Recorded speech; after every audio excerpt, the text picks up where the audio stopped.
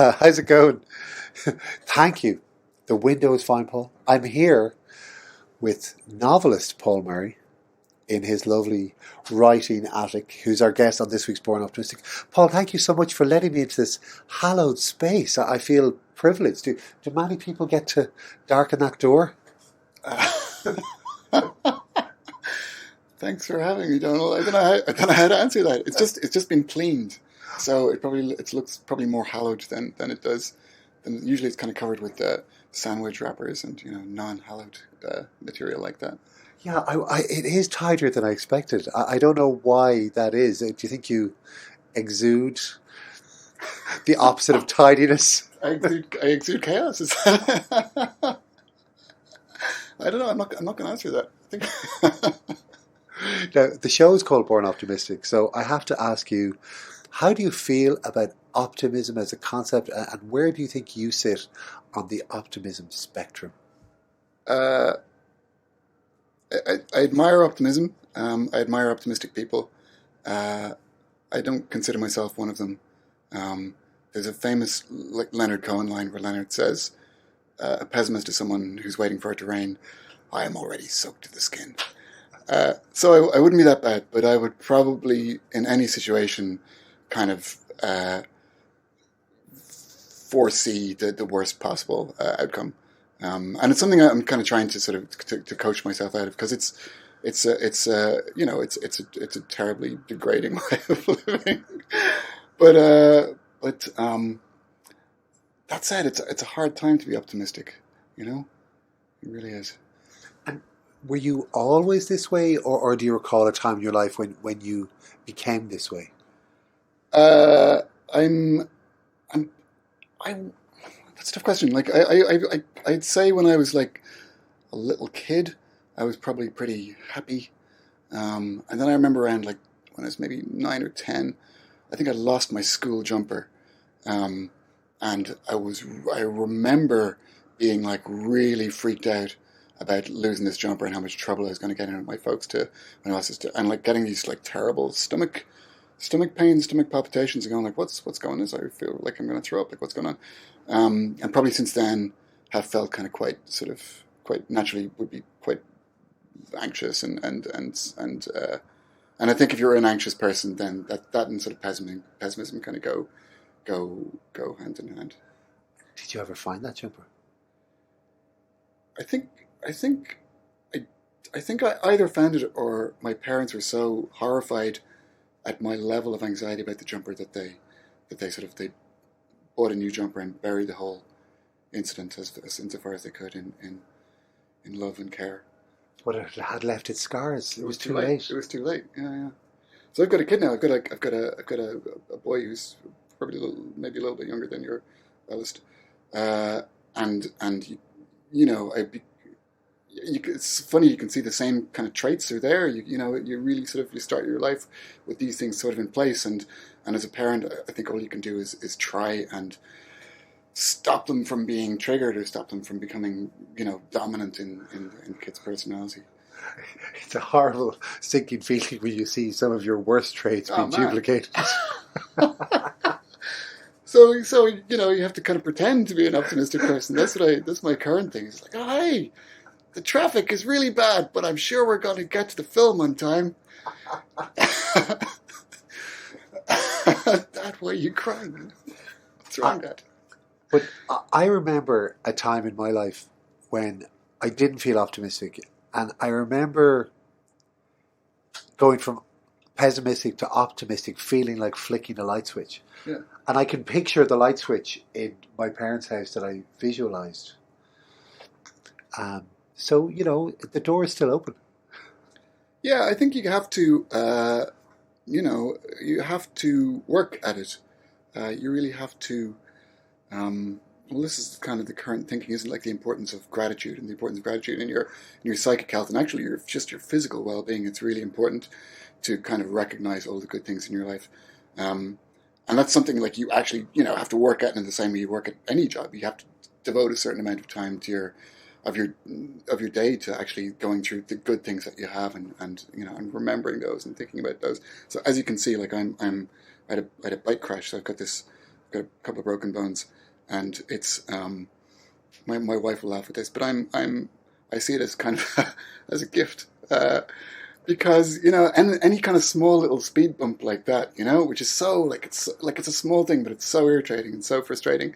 But it does make you realize, on the one hand, that like in the days when I had two working arms, like I should have been just somersaulting down the street.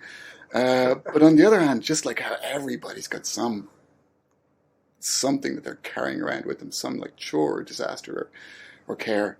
And just to try and take that into account. Are you right-handed? Yes. So as a writer, having your right hand in a cast, so that's why we get this interview time. The penny's dropped. Well, I guess I can do that interview now.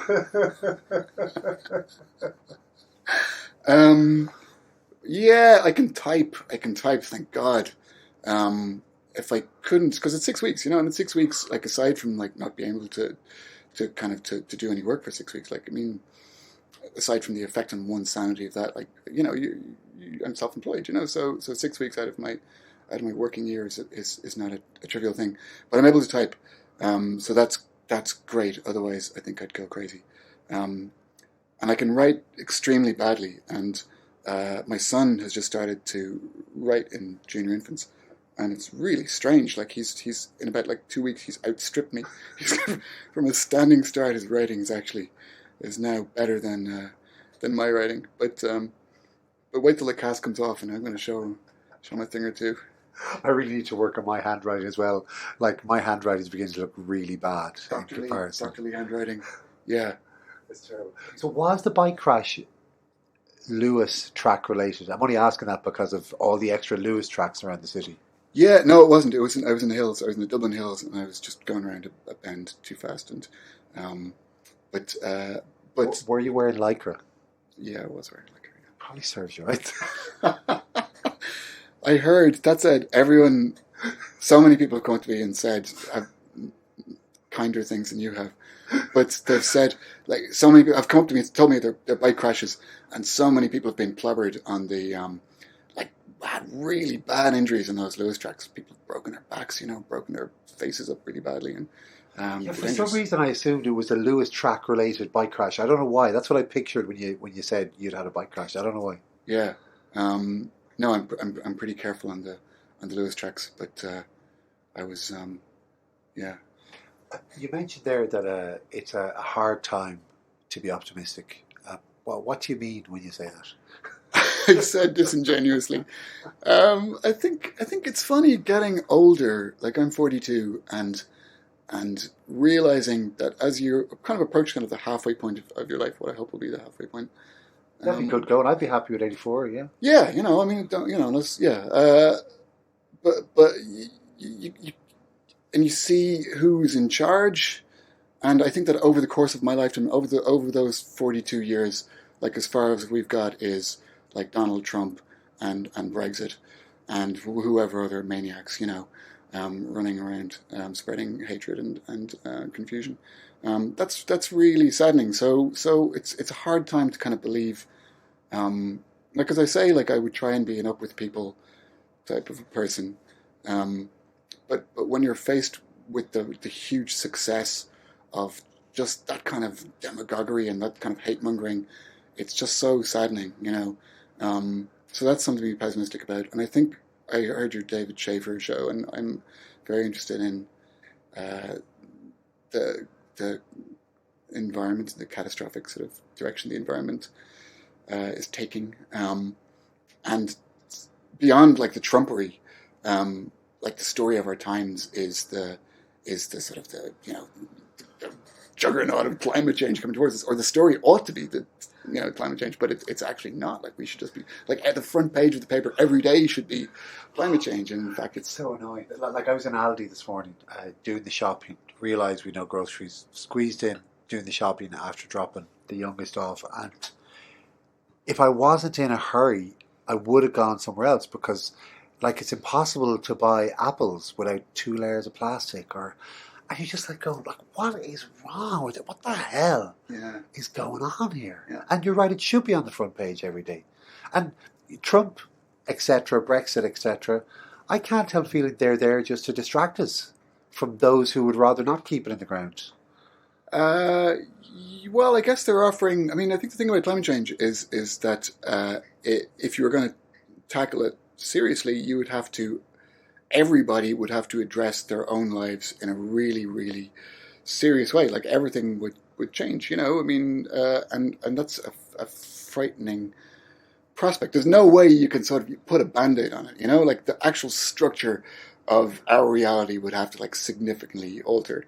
And I think so. I think in terms of optimism, like my belief that as a species we're able to voluntarily take on that kind of change is diminishing. I don't think that just in the actual way that we think we're able to do that unless there's like an actual unless there's like sort of evolutionarily speaking, like until the lion is right there in front of you, like about to like bite your head off, we're not able to kind of go, oh, maybe you should watch out for voluntarily is an interesting word. Yeah. Well, that suggests an alternative. Well, I mean, no, that's the thing. I guess the alternative is that, like, well, when the glaciers melt, then the government here says, actually, we're going to have to build a 20-foot wall, and we're going to have like water turned off 20 hours a day, or whatever it might be. And at that point, when there's martial law, and I know that sounds very sort of like alarmist and absurd, but that's the scenarios are not sort of. But then you look at Barcelona and what happened with whatever, whether you consider it an election or referendum or whatever. Yeah. Like, it didn't take long for like one of the hippest, civilized, most touristic cities in Europe to come under martial law. Yeah, well, I mean, that's a whole, I mean, that's a case in point, I mean, I think, I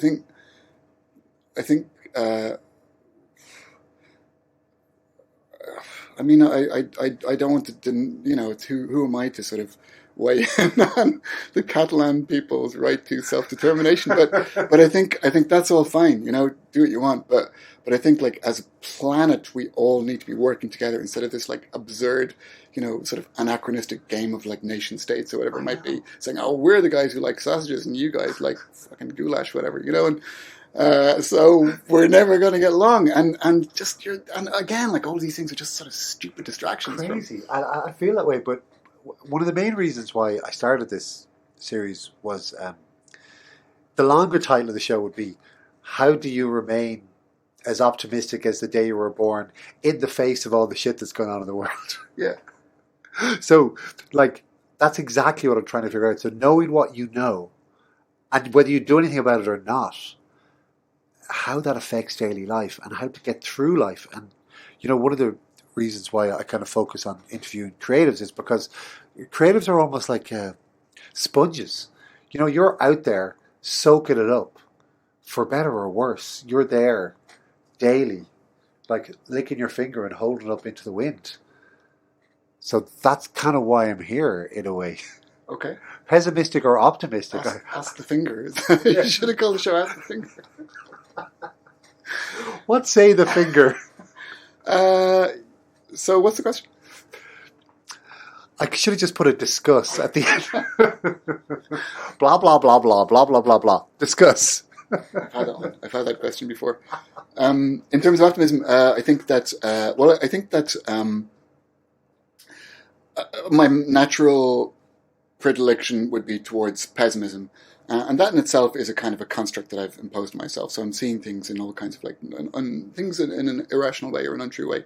And I think a lot of the time the pessimism comes from one of the strange kind of trappings of working as a writer is that you're on your own all the time. Like you're really you're literally sort of sitting in front of the desk by yourself. And when I think about the world in the abstract and people in the abstract, that's when I feel pessimistic, and that's when I feel like, oh, we're doomed.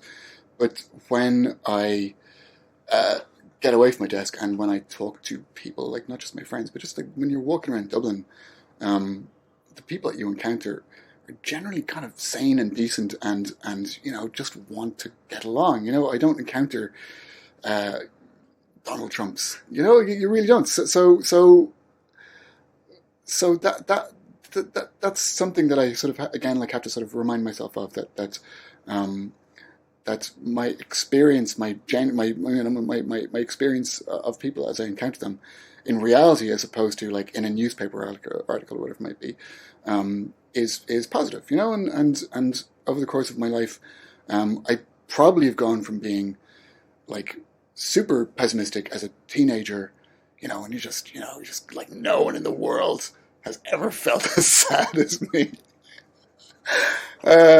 But also like just very sort of anxious and very shy and very sort of afraid of people and assuming that like, everyone is sort of malign.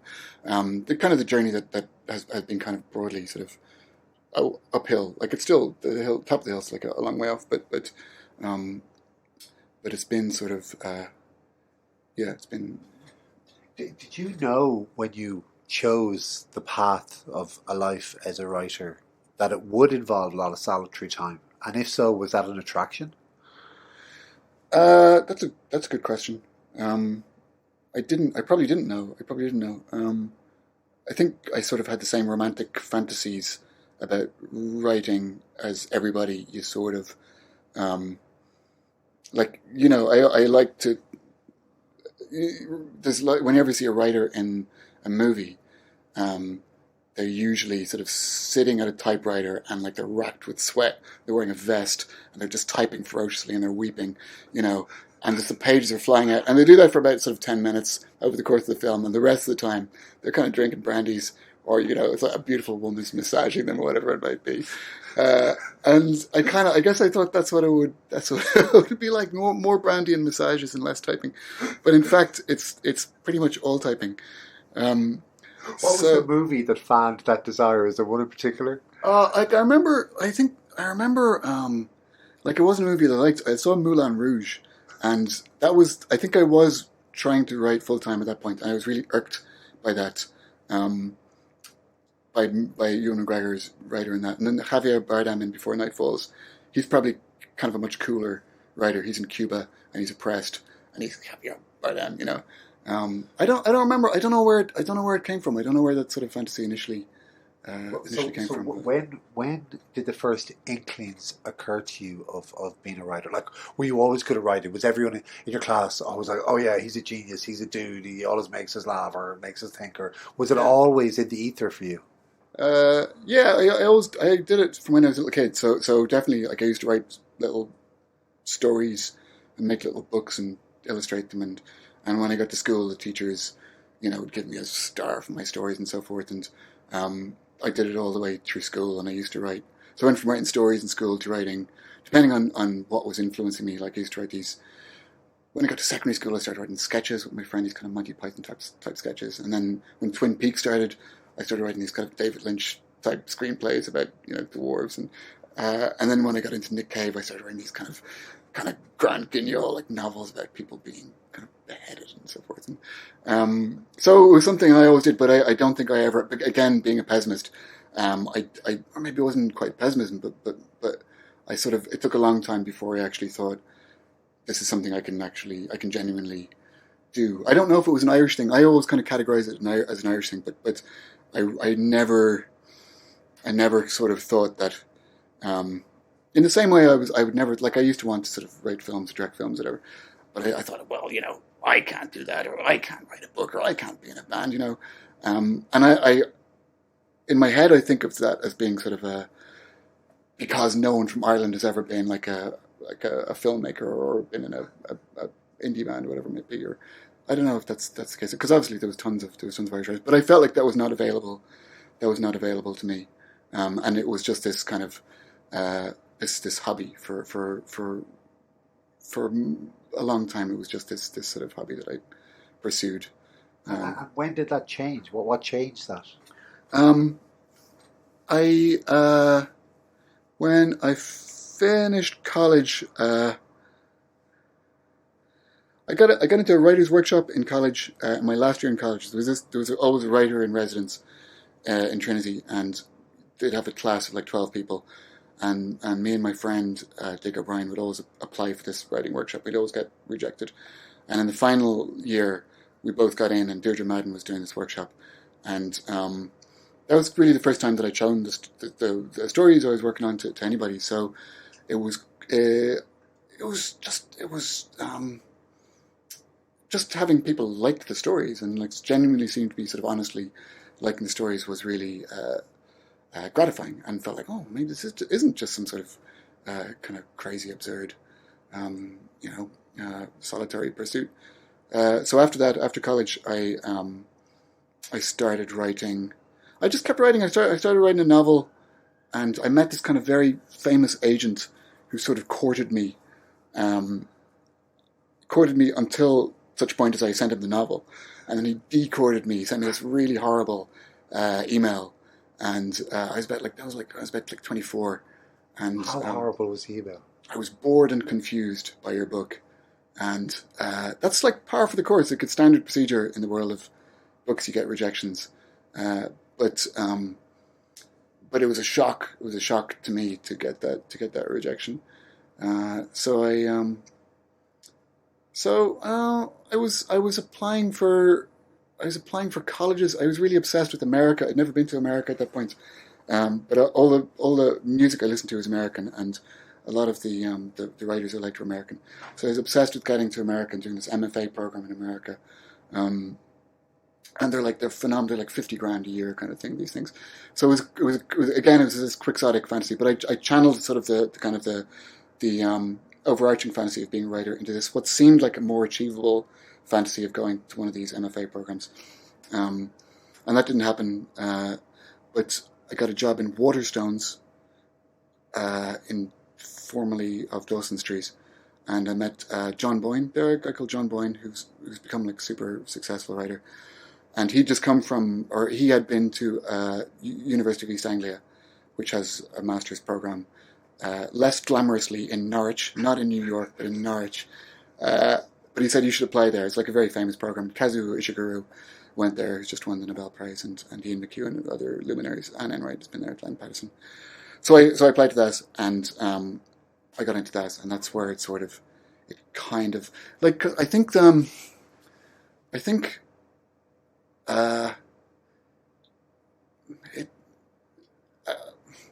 I was very reluctant to think of myself as a writer. That seemed kind of a slightly vainglorious attitude, and I again, possibly as a result of being a pessimist, I'm very wary of anything that smacks of, vainglory or declaiming yourself to the universe, whatever.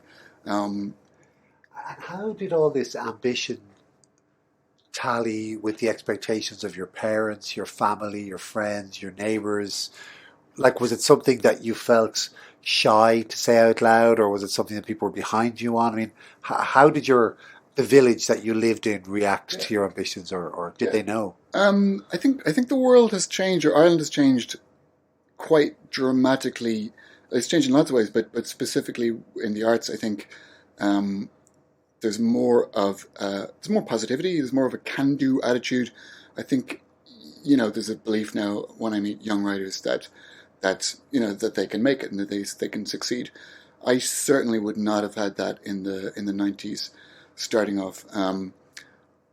Like, there were famous writers like Roddy Doyle had won the Booker in, I think, like 94, and like Pat McCabe was enjoying great success. And but among my generation, there was nobody really making serious inroads, and nobody really writing the kind of stuff that I, especially felt especially drawn to. In the way, like, not in the way that I would have been drawn to like writers in the US, like American writers. So that's why I felt like this is like not a life that's really available to me. So I probably kept it on the down low, and I probably thought it was maybe a little bit, it would have been kind of pretentious to sort of... What was your cover? What was your front? If you're keeping that in the down low, what were you pretending you wanted to do? Well, I wasn't... I don't know. I mean, I guess I was kind of adrift, I came out of college, and that's a hard time, it was a harder time in 1997 or whatever it was when I finished college, because like Ireland there was just nothing doing then, like everybody just left. So I stuck around doing just a succession of like fairly like uninspiring uninspiring jobs. And I was writing the whole time, but I was living with my parents. Um, there was nothing kind of cool about it, like, and it didn't feel like it was going anywhere. So, but I one strength that I have, or one quality that I have that I think was useful, was that I am a grinder. I will just kind of keep on pushing along, and even if it feels like 90% hopeless, I will just do it anyway, out of just, pigheadedness, whatever. So I just kept on writing this. Like, I wrote this novel to send to this agent, and when that got knocked back, I started writing something else, and eventually that got me into UEA, and and things started rolling then. But at that point, like, I think that saying you're writing a novel felt like, I don't know, it just felt like I'm building. I'm going to the moon. Yeah, I'm building a time machine in my basement from cocktail sticks and chewing gum wrappers. I've got quite a lot of wrappers, so I think I'm really getting somewhere. Yeah, it was something that I was. Did you feel that when you kind of started to get really into writing, did you feel like you'd come home? Did you feel you'd found your calling? Did you feel this is it? Were you energized by it? Like, it's really hard to describe. Like, I was asked recently enough to write an essay called "Why I Write," and I thought, I have no idea how to approach that, because it's like, without wanting to be mystical about it all, like, it's not your conscious mind that's calling the shots there. It's like this. It's this very kind of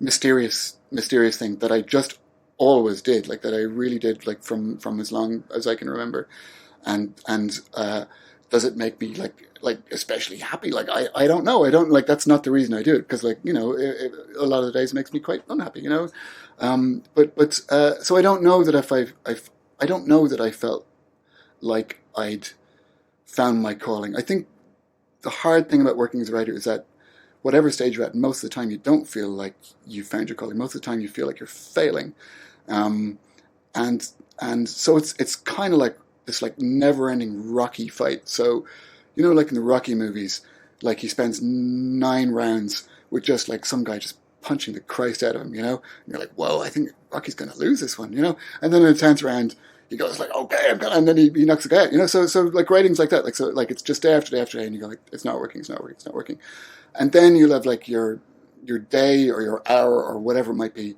where you just hit whatever you're trying to hit. You don't even know what you're trying to hit until you hit it. But then when you hit it, you go like, oh, this is amazing. This is why I'm doing, and it feels, but it doesn't feel like you're doing it. It feels like it's come from elsewhere. You've got this like this gift that's been handed to you.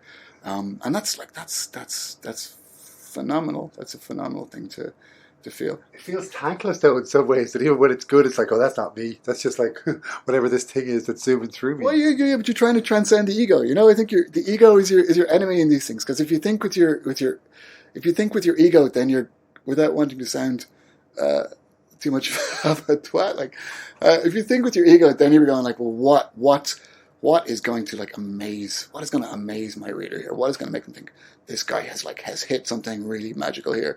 You just got to try and, like, let that stuff go, because all of that's that's the enemy. That's the enemy of your writing. So and the friend of your writing is just this, like, abandoning all sort of like questioning of it or rationalizing of it, and just treating it like in the most sort of basic way possible, which is like just to show up at the blank page, like, day after day after day, and just hope that something happens. Which, of course, I'm sure your fandom of Nick Cave would have kind of inspired that approach in some respects. Yeah, well, big time. Because Nick Cave, I sort of discovered Nick Cave when I was about 17, and at that point, like, that was. He'd had, like, a novel out, and I was just blown away by this guy had written like a novel. It's a good book, like, it's a really strange book, but it's a great book. And his music was so literate and so erudite and so strange and singular. But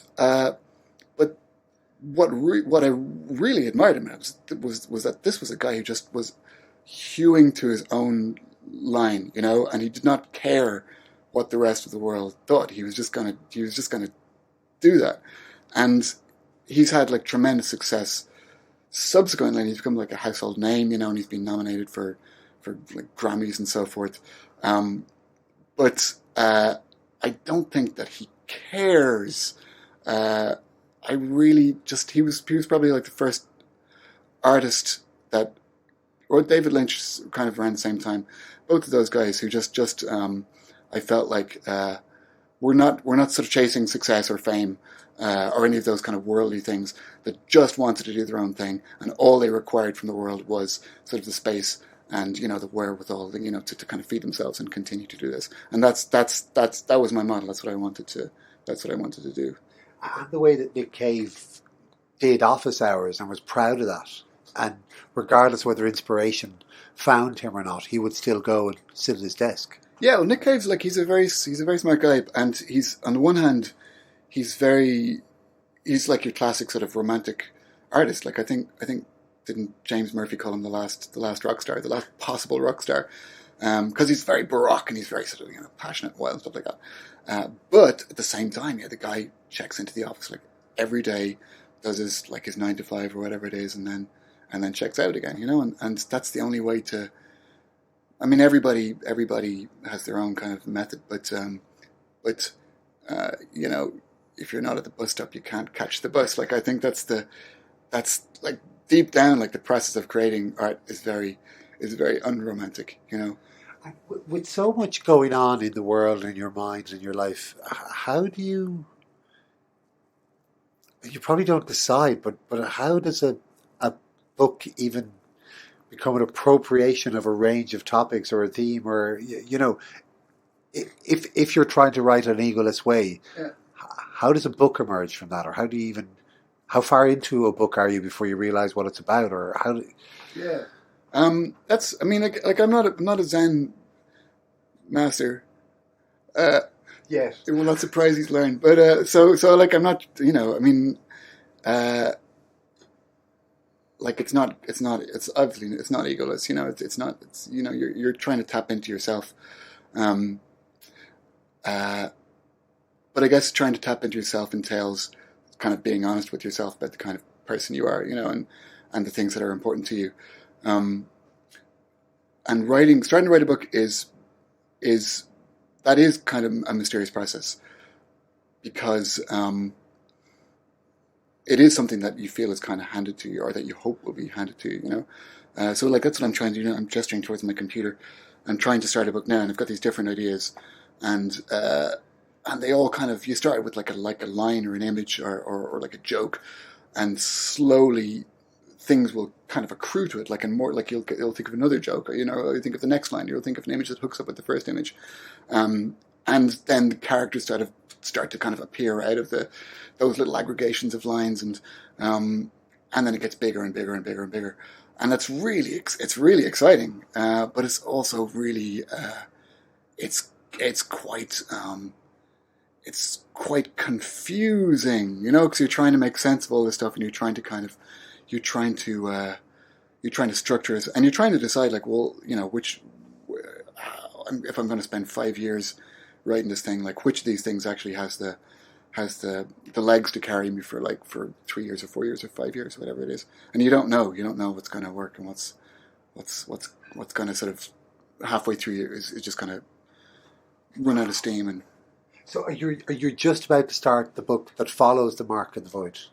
Yeah, well, I've been working on it for about 6 months. I've been working on just different ideas and just developing plots, and it's really weird. It's a really weird time, and it's quite again, not to bang on about it, but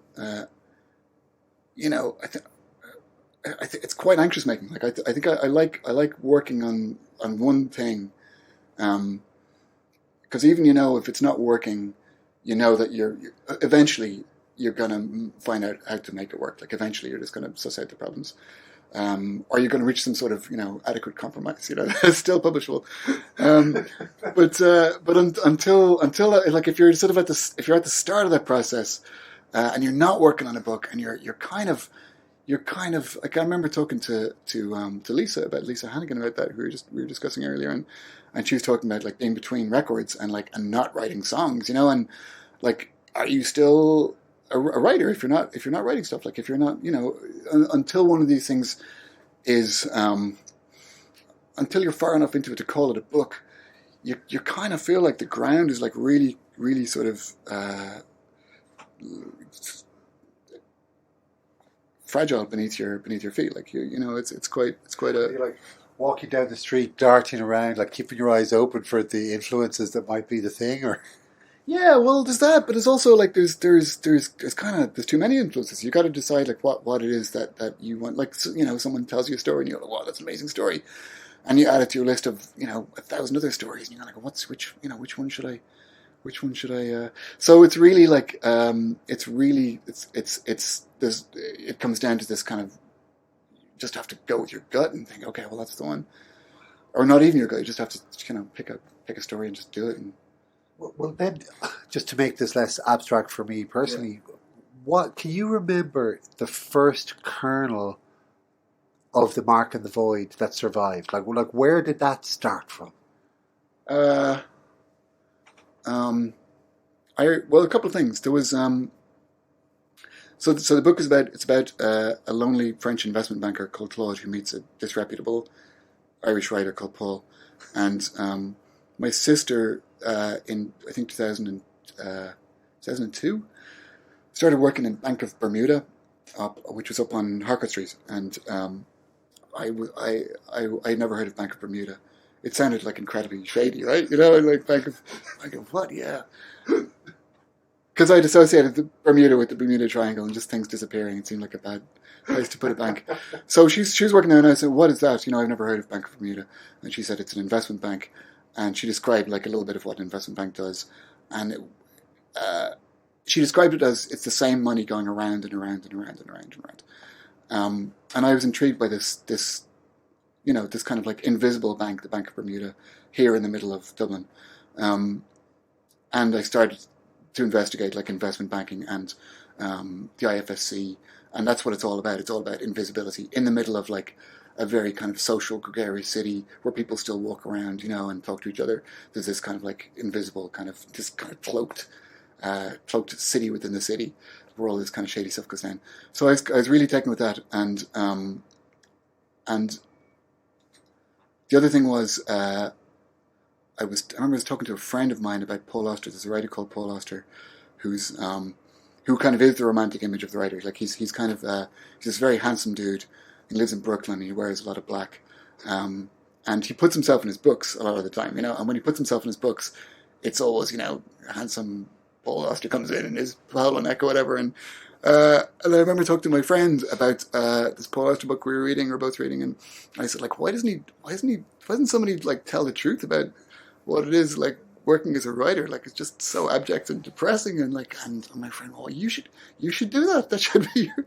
So I said, oh yeah, so those two things I guess came around the same time. So it was my sister working in that bank, and then this idea of like, can I write a funny story about writing, and those two things kind of came together. But then I left it for about when you talk about those kernels, and it's the same process that I'm going through now. That was 2002. So my first book I finished when it was in 2001. And then there was about 6 months or a year. The weirdest thing about writing for me, which I still haven't quite got used to, and which was quite unexpected, is that there's a long lead-in time between you turning in the last draft of your book and the book coming out. So the first book, I think it was like 18 months before it actually appeared. And it's really hard to start something new in that time because you're like the first book hasn't really kind of been born yet, so to speak, and it's still sort of in your system, and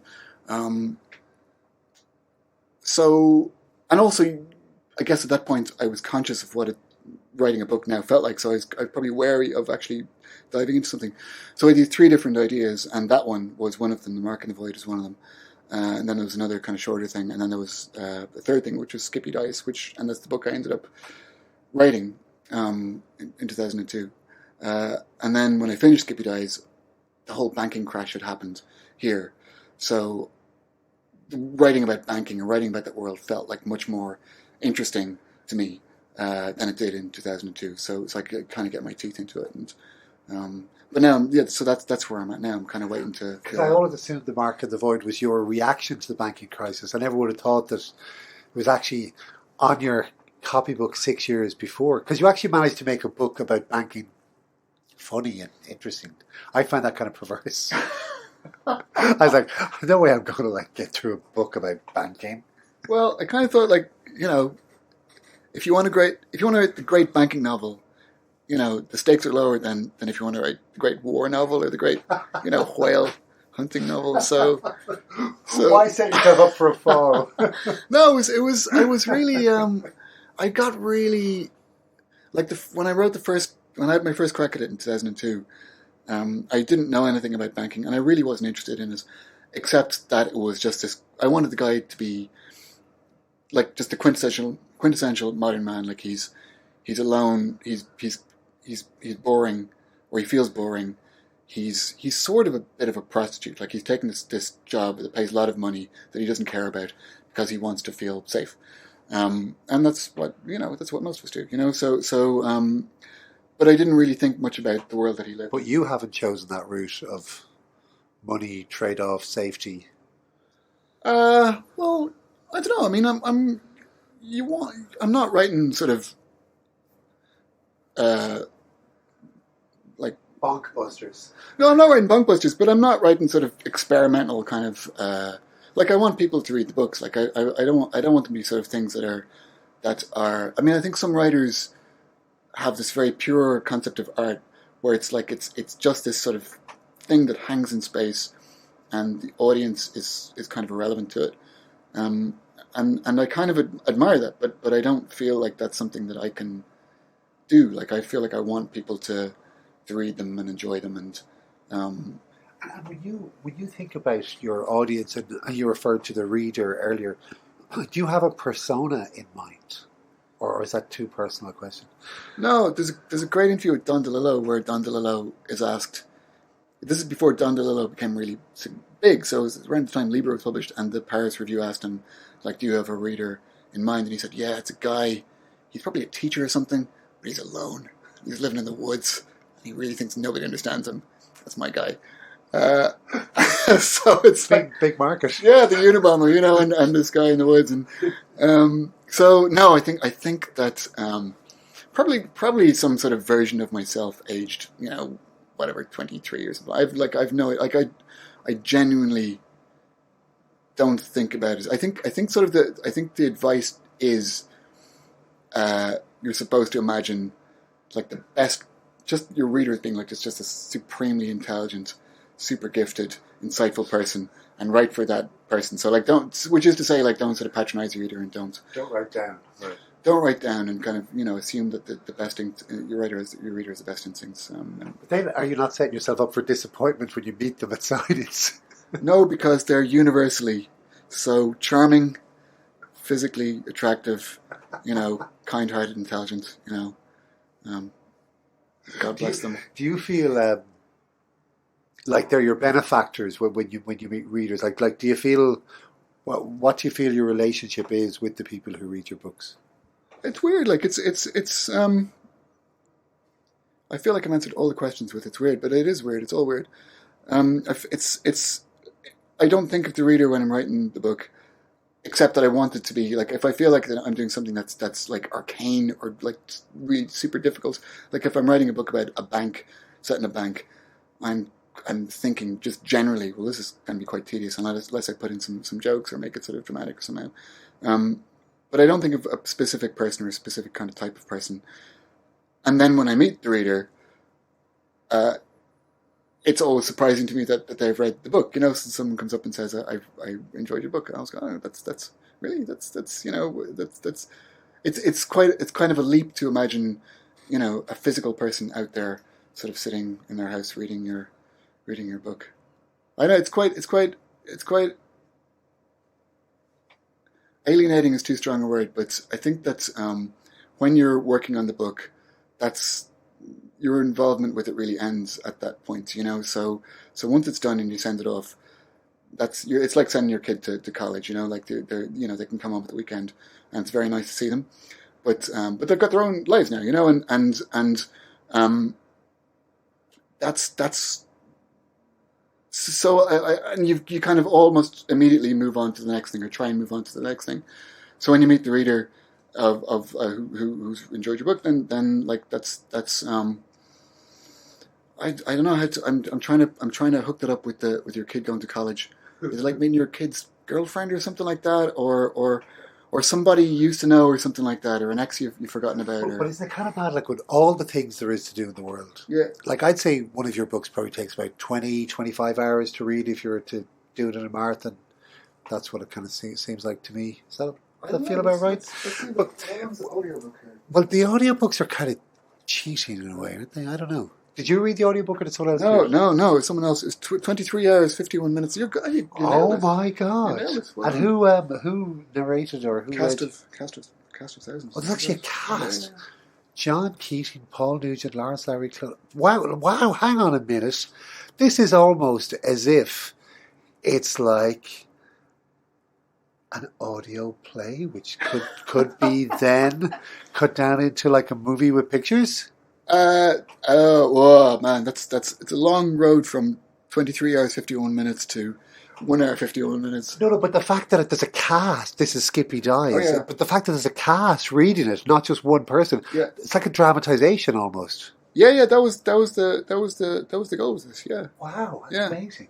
Yeah, well, I think they're kind of the books are sort of they're dramatic insofar as they have a lot of dialogue. There's just a lot of people talking because it's Ireland, so I think that's how I would imagine like the obvious way of writing about Ireland is just people just talk all the time. That's what we do. So the books reflect that. And how close are any of your books into being made movies? Of I don't know if that's that's again, it's something I try not to kind of concern myself with. That's a really tricky, slow process. I keep hearing murmurs about Skippy Dies from different sources. Is that just make believe or no? It was Stuart Carlin has been working on a screenplay for it, so I'm hopeful that something will come of that. He's a phenomenal writer, so I'd love to see something happen with that. But film is. Film is just it's because I wrote the last thing I did is I wrote a screenplay. For Skippy Dies? No, an original feature with Hugh O'Connor directing. So that's just been shot. That was shot in July. So yeah. Tell us more. It's a film that I wrote, and Hugh O'Connor has directed it. So what's it called, or vaguely what's it about? Or it's called Metal Heart. It's about two sisters. One is preppy and one is a goth, and they live in the suburbs. And it's the summer after they're leaving cert. They're about to start college, and their parents go away. And these two girls hate each other. They've got a lot of issues with each other. And a man moves in next door to take care of his dying mother, and he becomes sort of the catalyst for these two girls to kind of almost destroy each other and then finally save each other. So it's what year is it set in? It's set today, set in the present day. Yeah.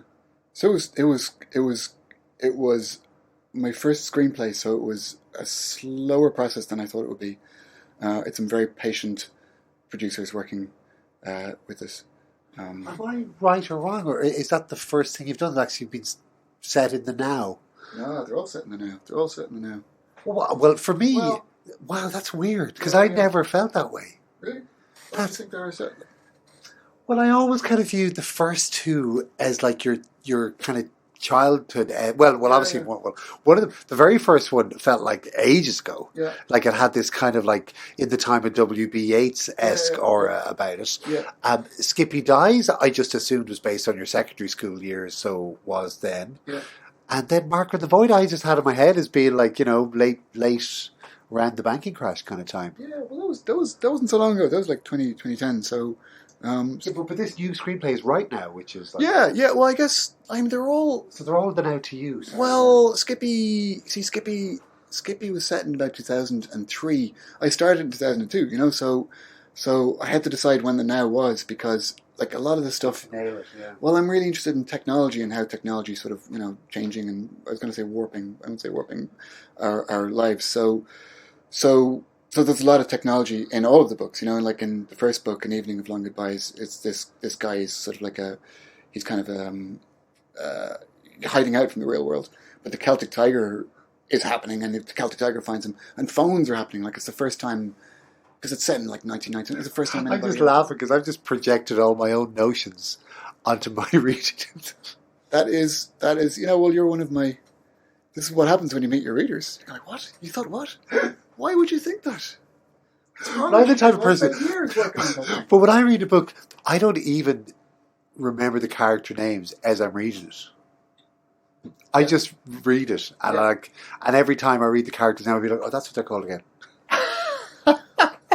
You need to go into the woods with the guy in the cabin and just have some quiet where you can concentrate without looking at your phone every 2 minutes. Well, no, but it's more like I kind of know. It's like with movies as well. I know how something makes me feel, and that's what I want. Yeah. I'm not. Yeah, I guess I'm not trying to store more detail in my head. I just like feeling a certain way, and it's there when I'm reading it, and literally I'm there going, oh, that's what that character is called again. Like, and it's not just your books; it's all books, so it's nothing personal. I agree. I've got a terrible memory for like plots and scenes and lines, and like when someone says to me like, oh, that's the great bit in that. And like that David Mitchell book where, the famous thing happens, and I might have read the book 2 weeks before, and I'll have no conception what they're talking about. Like, what? I mean, I could have loved the book, and at the same time retain almost nothing of it. Do you have a set notion of how you want your work to affect the person that consumes it? Insofar as, like, if I listen to a particular piece of music and I feel a particular set of emotions, that would sometimes suggest a tone that I would try and aim for in a book. But a book is, it's so much longer than a piece of music, and the tone has to be obviously like more varied than a piece of music, but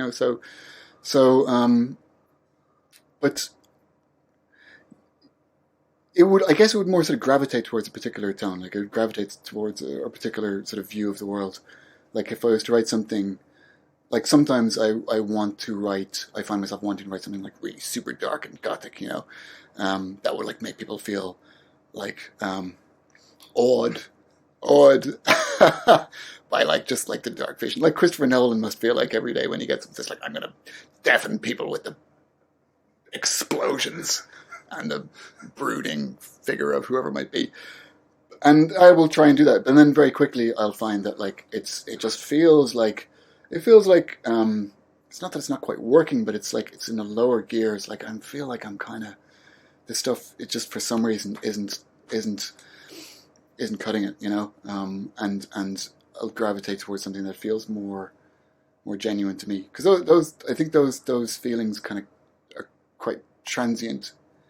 Those feelings of wanting to awe, for instance, that's what I was trying to get at when I was saying that you're trying to kind of go down into yourself and kind of you're trying to what resounds with like what's like Albert Camus said that writers write about the same things over and over again, and it's always something that happened to you when you're 2 or 3 or whenever, and you can't even remember it, but it's just something that you're drawn back to again and again and again and again. Not something terrible necessarily, but there's like 2 or 3 images that are kind of branded into your unconscious, and that's what's sort of dictating everything. And that's what happens with me. Like I will be working on something, and it'll be kind of, this isn't kind of quite hitting it, and then I'll go, whoa, wait a second, why doesn't this happen? And then I'll go, wait a second, that happened in like literally the last 3 books, why is this happening again? And it's very strange. It's very strange. Like things that don't, to my conscious mind, don't present themselves as preoccupations. What are those things? You know the examples. What are they? Home. People are constantly being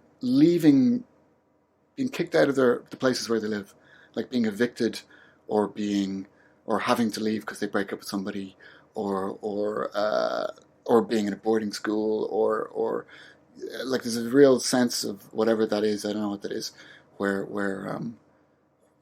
home feels like this kind of really kind of fragile thing. I don't know what it is. And also parents dying. There's a lot of think a parent died in all of the books. The parents, it's either dying or dead. So I don't know what that is either. My parents are alive and well, so I don't know what paging Dr. Freud. You know. Did you have to like traumatically move home when you were 2 or 3?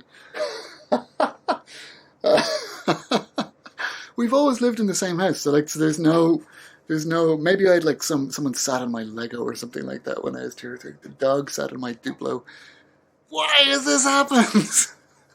You built the perfect Lego house. And there my work is done. I can sit. Oh my god! I could have just been, I could have just worked in Accenture, except for the fucking dog sat on my Duplo. Think of the easy life I you could have had. A really nice car. A really nice car in the holiday home. There it is. Thanks for nothing. Damn you.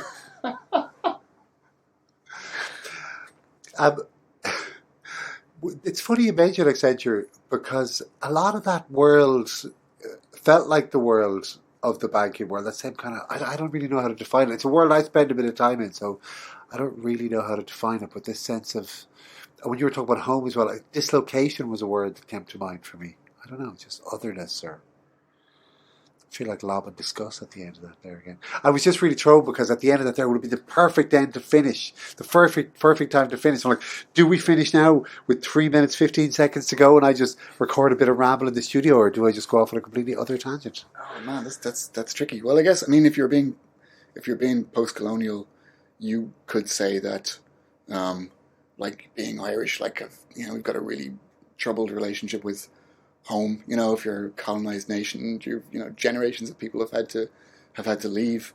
That's a kind of I guess it's in the air. These things are in the air, and we're seeing the dark side of those sort of like historical grievances being played out in like Europe now, and being in America now. So I guess there's no reason why they shouldn't be true here. That said, like I say, I've never had a sort of a dark experience of my own in that way. So I don't know where it came from. I can't help you with your. What have you got now? 2 minutes. Oh, now we're almost demeaning it though, because it feels like Paddy. It never felt like Paddy, but it's amazing how quickly an hour can go. And one of the things I love about doing this show is that that when you sit down with somebody, you've got that chunk of time uninterrupted with the person. So it's a real treat. And the last time we sat down for time, you graciously had coffee with me a couple of years ago. It's probably 3 years ago now. Time really, really flies. I wanted to ask you I hate when people ask me this, I can never think of stuff, but is there any music right now? Because music seems to be such a part of your set of references. Is there any music right now you'd like to share or big up? It doesn't have to be from now. I always feel on the spot when people ask me this. You can't think of anything, can you? I like Kurt Weill a lot. Do you know Kurt Weill? I would like when you talk about tone. I was trying to say something about tone. There's a song by Fiery Furnaces called Benton Harbor Blues Again remix, which is this very kind of sweet, melancholic song. I really like that collision of kind of sweetness and funniness and kind of and sadness, and that song just nails it. So that's one that I kind of if I'm listening to that on my way to work, I go like, oh man, if I could just get that even for a line. I gotta check that out. Who's the remix by? Can you remember? I don't know. Wow. Yeah. And does it always put you in a good mood? Is it one of those songs that no matter what mood you're in at the start, you'll be in a good mood by the end? I don't think it's so much about being in a good mood. I think it's sort of, because I quite like sort of sad music, but I think if I'm listening to something really sad or affecting, I feel like I'm kind of connecting to some truer part of myself than other music. Do you know what I mean? So it's more sort of you feel uplifted because you've managed to kind of break through to that part of yourself. Well, I look forward to your next novel coming out in the same year, 2022, as the World Cup will be in Qatar. So it's a vintage year, guaranteed. I had not made that connection, but I hope that it's a good World Cup. It's not boding well. I think it's a whole other story. I think it's a sad day for soccer that Qatar should be hosting it at all, but there it is. Sure is. Paul, thank you so much, and it's been Born Optimistic. Until next week, thank you. Bye.